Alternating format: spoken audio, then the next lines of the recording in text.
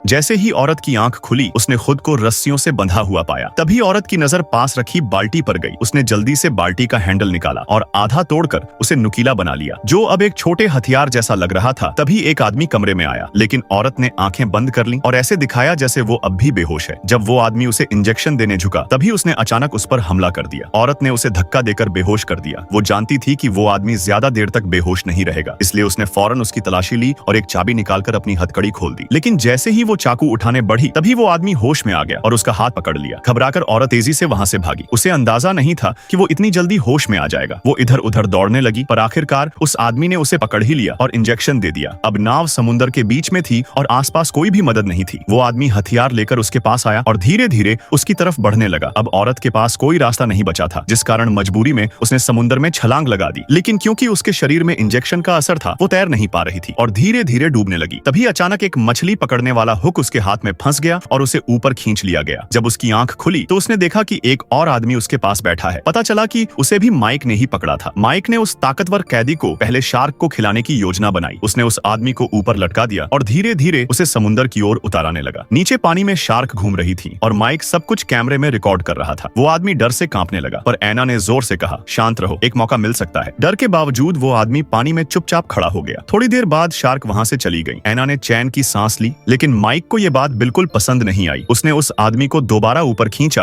और उसके शरीर पर कुछ कट लगा दिए, जिससे खून निकलने लगा। माइक चाहता था कि शार्क फिर वापस आए। अब वो उसे दोबारा पानी में फेंकने वाला ही था कि तभी दूर आसमान में हेलीकॉप्टर नजर आए। माइक घबरा गया कि कहीं उसका राज न खुल जाए, इसलिए उसने सब कुछ वहीं रोक दिया। वो आदमी बच तो गया, लेकिन बुरी हालत में था। इधर ऐना ने एक अलग रास्ता निकाल लिया। उसने अपना अंगूठा काट दिया, जिससे हथकड़ी ढीली हो गई। जब माइक केबिन में वापस आया तो ऐना वहां नहीं थी। असल में वो दरवाजे के पीछे छिपी हुई थी। जैसे ही माइक का ध्यान हटा, ऐना चुपचाप निकल गई। वो डेक पर पहुंची और वहां रखी हार्पून गन उठा ली। उसने तुरंत माइक पर निशाना लगाया और गोली चला दी। गोली लगते ही माइक समुद्र में जा गिरा। उसका खून पानी में फैलने लगा और कुछ ही देर में शार्क वहां पहुंच गई। फिर माइक का अंजाम भी वैसा ही हुआ जैसा वो दूसरों के साथ करता था।